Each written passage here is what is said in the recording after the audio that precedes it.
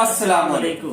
क्या हाल चाल है? उम्मीद करता हूँ ठीक होंगे, खरीद होंगे। मेरा नाम है जमी और मेरे साथ हैं शादाब चौधरी। आज जिस वीडियो पर रिएक्ट करने वाले हैं उसका टाइटल है लाइट ऑन कश्मीर वैली। तो चलिए शुरू करते हैं। Let's start. 3000 मीटर से भी ऊंचे पहाड़, 1150 ट्रांसमिशन टावर्स, 5000 किलोमीटर से ज्यादा लंबे स्टील एल्यूमिनियम कंडक्टर्स, एक हेलीक्रेन, 45 करोड़ डॉलर्स और 36 महीनों की एक टाइट डेडलाइन। इंसान और मशीनों को अपनी पूरी ताकत जुटाकर सामना करना है हवा, बर्फ, तूफान और घाटियों का, और पहुंचानी है हिमालय में बहुत ऊंचाई पर बसे गांव तक बिजली। ये है अल्टीमेट जॉइंट वेंचर, इंसान, मशीन और पहाड़ों के बीच। ये है किरण उम्मीद और रोशनी की। ये है कॉरिडोर टू कश्मीर। बड़ी यार, बहुत काम।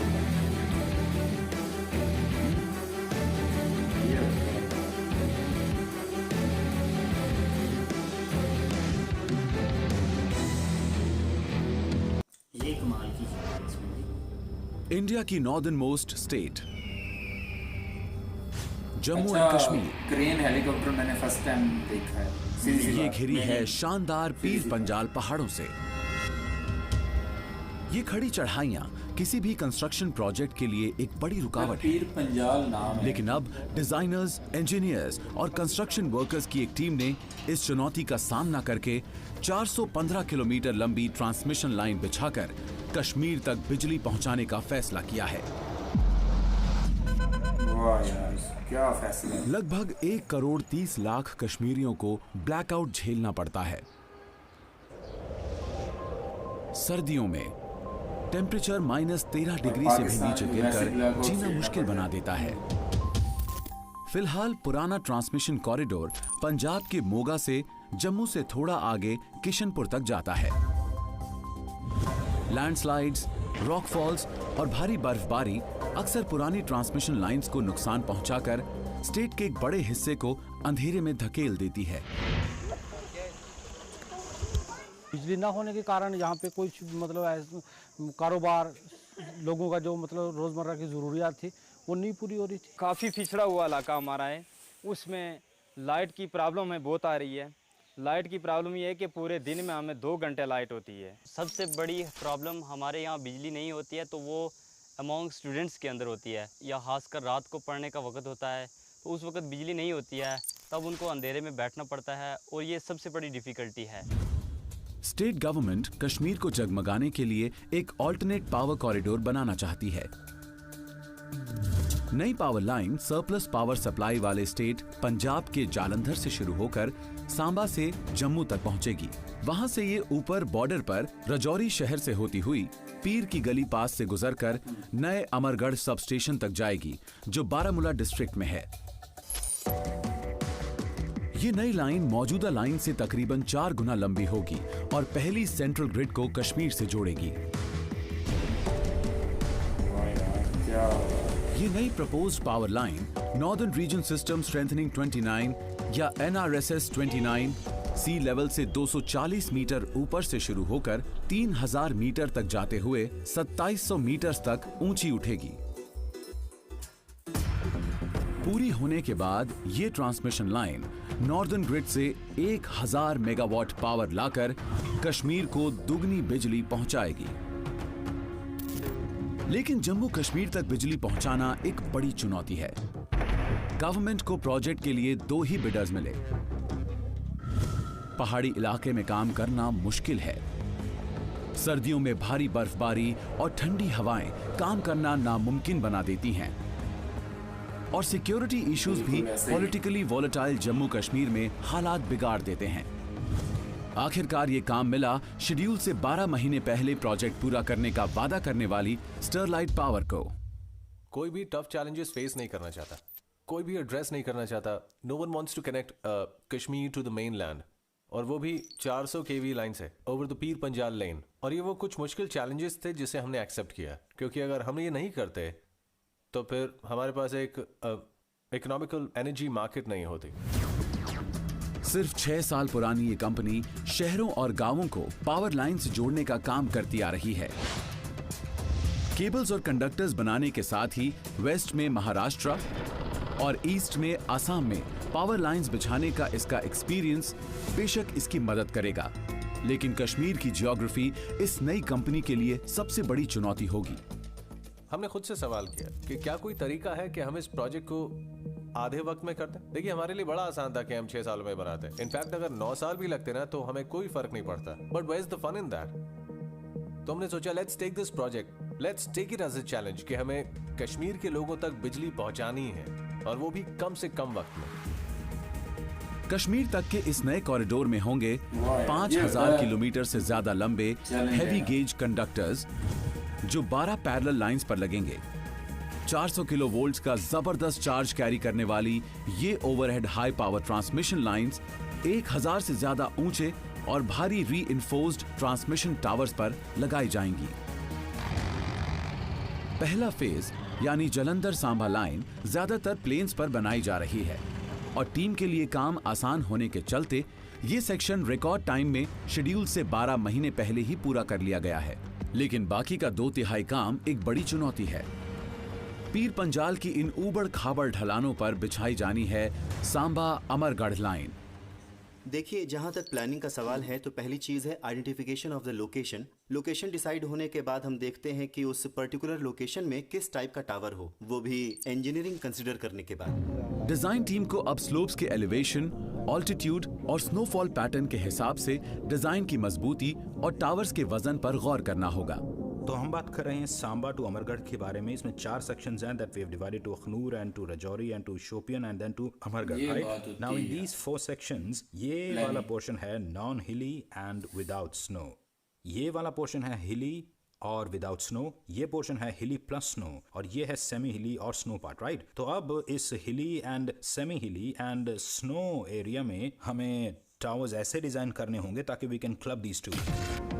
टीम टोपोग्राफी और स्लोप्स के एंगल के हिसाब से 4 तरह के टावर्स इस्तेमाल कर रही है। इस पर्टिकुलर प्रोजेक्ट में हम विंड जोन को हायर लेवल पर लेकर चल रहे हैं। जैसे 39 मीटर पर सेकंड विंड स्पीड है इस पर्टिकुलर रीजन में, लेकिन हम इसे 44 मीटर पर सेकंड मानकर चल रहे हैं। इसे हायर लेवल पर बढ़ाते हुए, साथ ही स्नो थिकनेस को देखते हुए हमने कंडक्टर के साथ साथ टावर मटेरियल की थिकनेस 16 mm रखी है, जबकि ये 10 से 12 mm होती है, तो इसे भी हायर साइड पर रखा है। तो ये टावर के सिस्मिक लोड को ऑटोमेटिकली कवर कर लेता है, और क्योंकि ये पिन जॉइंट स्ट्रक्चर है तो सिस्मिक लोड ग्राउंड में इजीली ट्रांसफर हो जाता है। पूरी लाइन में हम 1000 से ज्यादा टावर्स को लगा रहे हैं थ्रू डिफरेंट जियोग्राफिकल एरियाज। उनमें से कुछ हैवी स्नो जोन में बन रहे हैं, कुछ मीडियम स्नो जोन में, तो कुछ नो स्नो जोन में। हैवी स्नो जोन में हम यूज कर रहे हैं grade C material and some extra weight, जिससे हमारा टावर डैमेज नहीं होगा माइनस टेम्परेचर में, और वो टावर खड़ा रहेगा हर हाल में।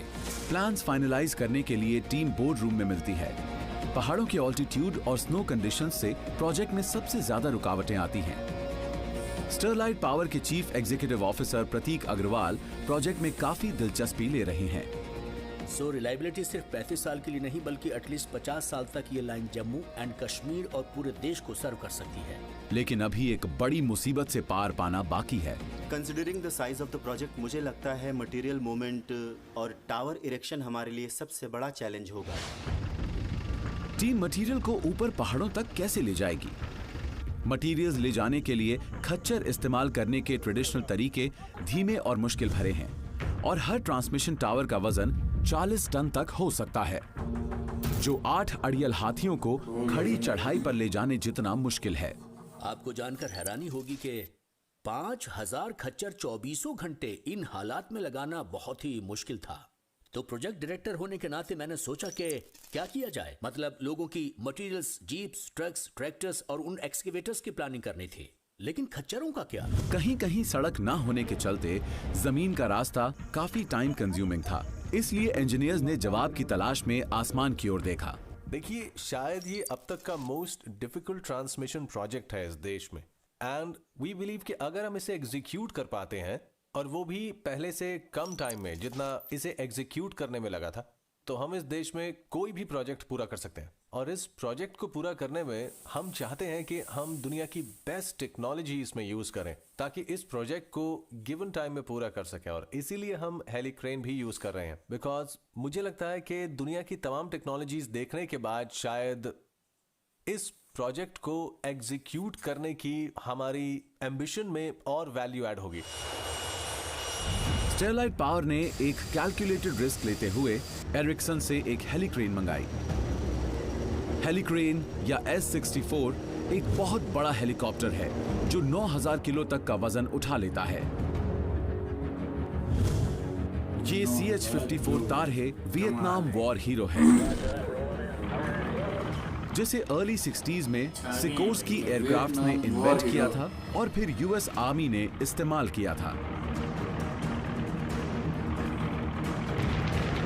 आज ये टेक्नोलॉजी खासकर सिविलियन यूज में आती है। एरिक्सन एयरक्रेन्स के पास S-64 की सबसे बड़ी फ्लीट है जिसे मेगा बिल्डिंग प्रोजेक्ट्स के लिए लीज पर दिया जाता है। क्या ये हेलीक्रेन पीर पंजाल की ऊंचाइयों पर जीत दिला पाएगी? वार में भी इस्तेमाल हुआ। और क्या इससे सर्दियां शुरू होने से पहले NRSS-29 रिकॉर्ड टाइम में पूरा हो पाएगा? हमारे पास सबसे बड़ा चैलेंज है इन पहाड़ों में काम के सिर्फ 3 महीने होना, और इन 3 महीनों की वर्किंग विंडो में हम ज्यादा से ज्यादा अच्छा काम कैसे करें। उसका सबसे अच्छा तरीका है टेक्नोलॉजी ऑफ एविएशन। तो इस आइडिया को लाना ही हमारे लिए एक बहुत बड़ा चैलेंज था। अगस्त। अब एक्शन शिफ्ट होता है पुंछ के पास बफलियाज में, जो लाइन ऑफ कंट्रोल के बहुत पास है। ये है ऑपरेशंस बेस। टीम को उम्मीद है कि वो यहाँ से पीर पंजाल के पहाड़ों पर जीत दर्ज कर सकते हैं, लेकिन सिक्योरिटी जबरदस्त है। जियोग्राफिकली ये इलाके की सबसे चौड़ी जगह है। यहाँ से सड़क नजदीक होने की वजह से पूरी स्टॉक इन्वेंट्री आसानी से लाई जा सकती है। लाइन ऑफ कंट्रोल के पास होने से इस इलाके में इंडियन फोर्सेस की भारी मौजूदगी बेस को एक्स्ट्रा सिक्योरिटी देती है। टीम के सारे इक्विपमेंट यहाँ पर हैं। सीमेंट, सैंड और ग्रेवल जिनसे टावर की फाउंडेशंस बनाई जाएंगी, और तमाम तरह के मेटल स्टब्स जिन पर ट्रांसमिशन टावर खड़ा होगा। इस बीच दूर गुजरात में मुंद्रा पोर्ट पर एरिक्सन हेलीक्रेन आखिरकार शिप से उतर चुकी है। ये ऑस्ट्रेलिया से आई है। फ्लाइट इंजीनियर के मशीन चेक करने के बाद ये गुजरात से उड़ान भरती है और अब तैयार है कश्मीर जाने के लिए। लेकिन वहीं कश्मीर में काम अटक गया है। ऑपरेशन हेडक्वार्टर मुसीबत में घिर गया है। नर्व सेंटर के बंद होने से कीमती वक्त बर्बाद हो रहा है। कश्मीर को सेंट्रल इलेक्ट्रिसिटी ग्रिड से जोड़ना बड़ा मुश्किल काम है। पीर पंजाल के पहाड़ों से पार पाने के लिए इस टीम ने हेलीक्रेन हायर की है, लेकिन इसके पहुंचने से कुछ ही दिन पहले मुसीबत धावा बोल देती है।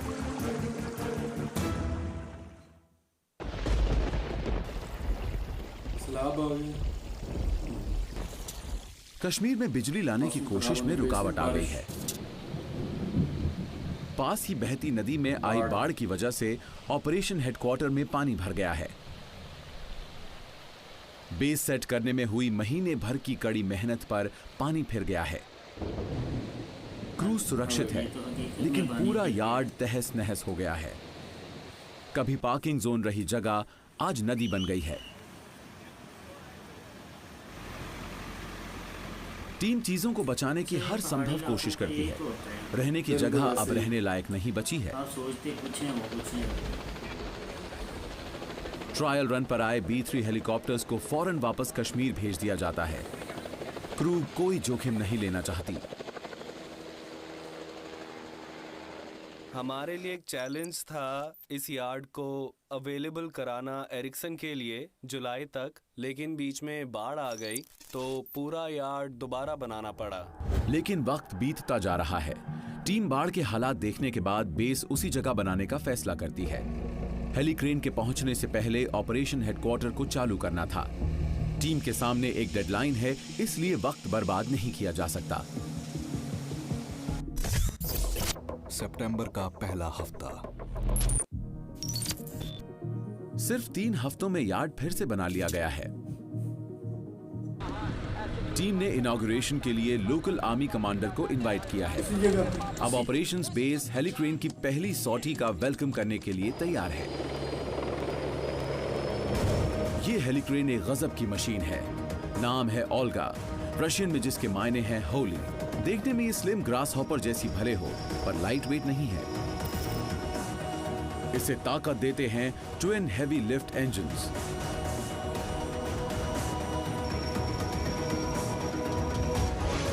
और ये अकेली नहीं आई है।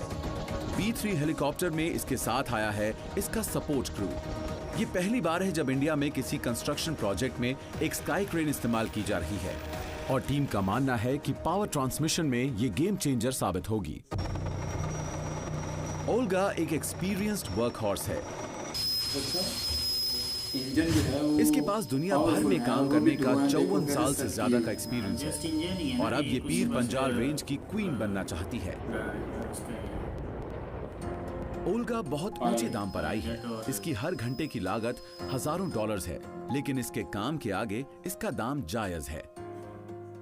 ये जम्मू कश्मीर में फाइनेंस्ड सबसे बड़े प्रोजेक्ट में से एक है in the history of India. Per day के हिसाब से, पर घंटे के हिसाब से। और इसमें जिस तरह की टेक्नोलॉजी और टेरेन का हमें सामना करना था, उसने इसे और मुश्किल बना दिया।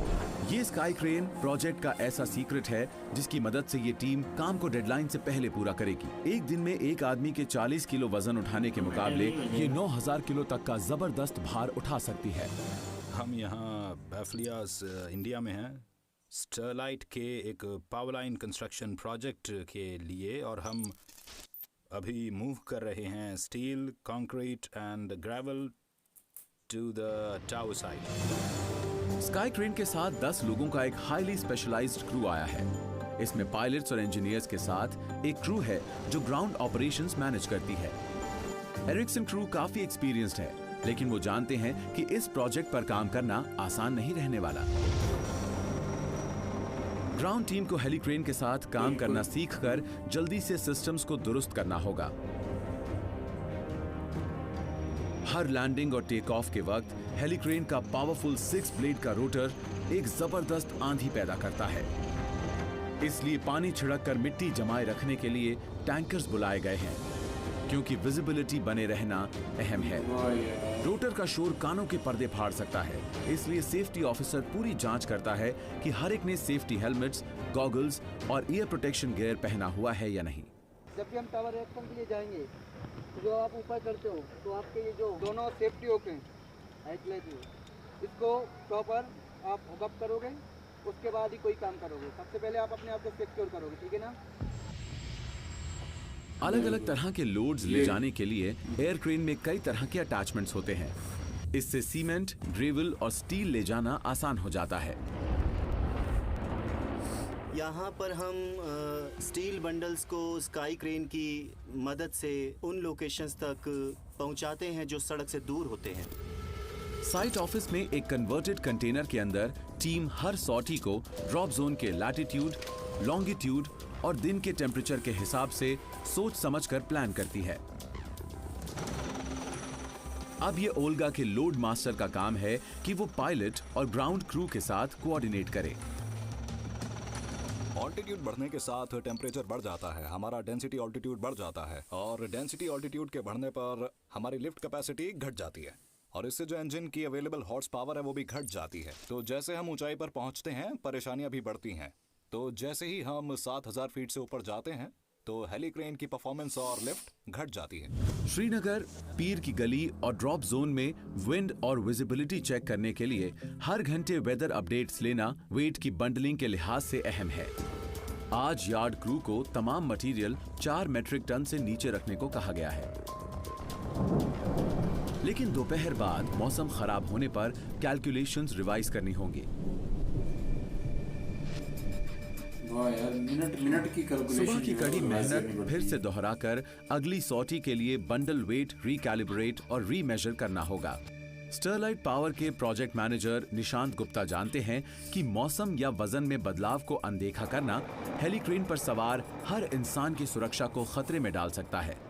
इस पहाड़ी इलाके को देखें तो हेली क्रेन के लिए काफ़ी चैलेंजिंग है, क्योंकि वो इस इलाके में 6 मीट्रिक टन से ज़्यादा लिफ्ट नहीं कर सकता फ्रॉम 8,000 टू 12,000 फीट। तो हमें अपना प्लान चेंज करना होगा, erection to more of bundle shifting, या हमें करना पड़े much of dry material shifting plus steel bundles.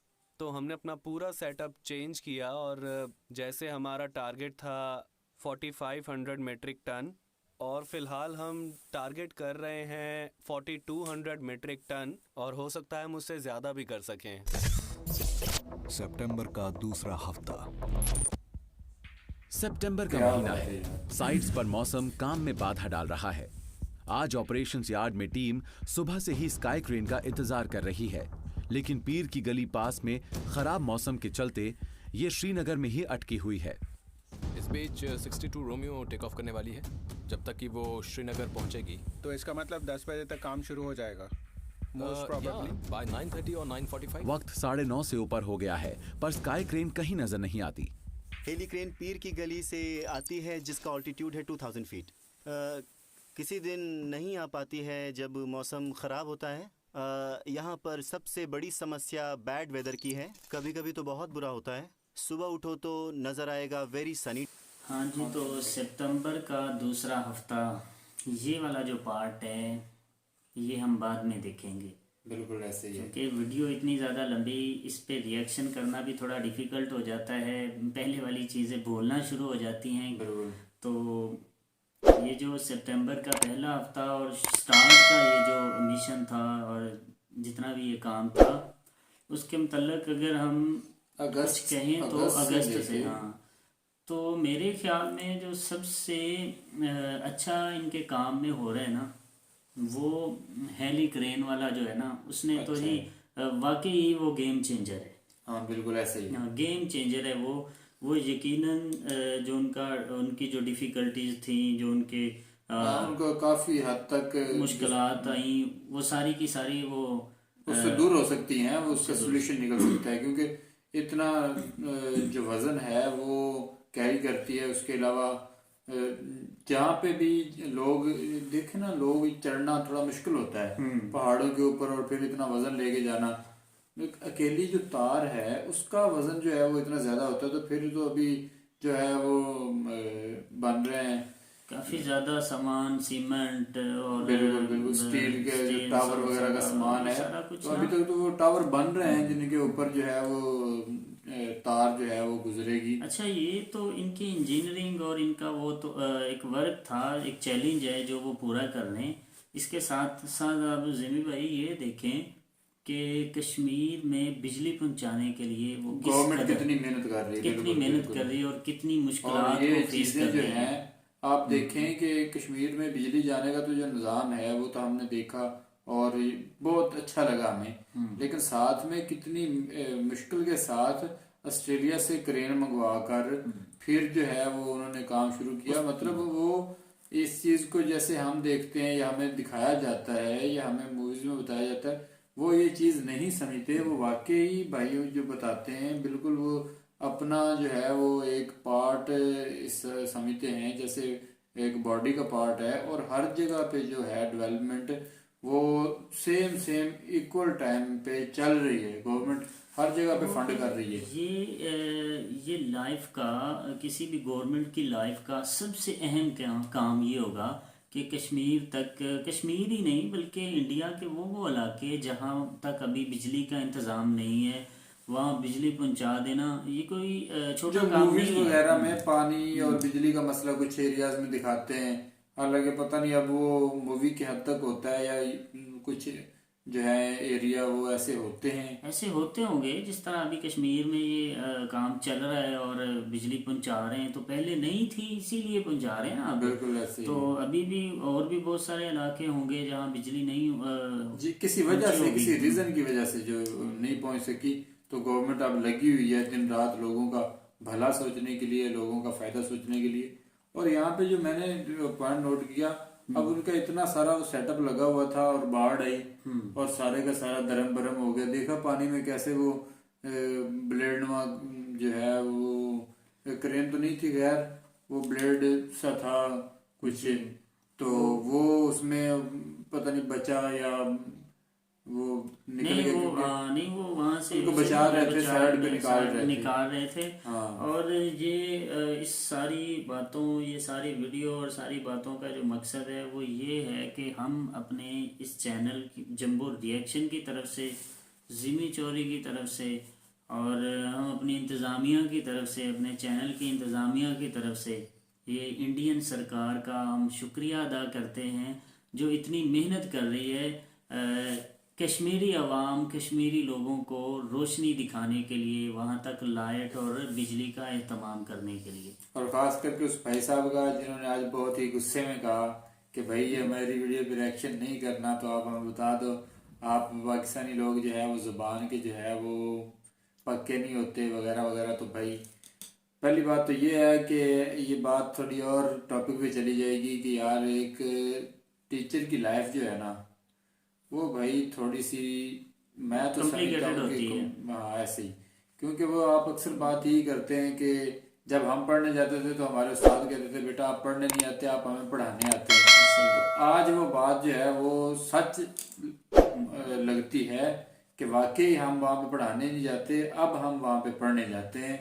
असल तो अब हम पढ़ रहे हैं, क्योंकि अलग अलग किस्म के सवाल, अलग अलग किस्म के जवाब, तो फिर बंदा जो है एक पूरी तैयारी के साथ अपने स्टूडेंट्स के सामने ना जाए तो भैया ये आप समझ सकते हैं। मिलेंगे नेक्स्ट वीडियो के साथ, तब तक के लिए हमें दीजिए इजाज़त। अल्लाह हाफिज़।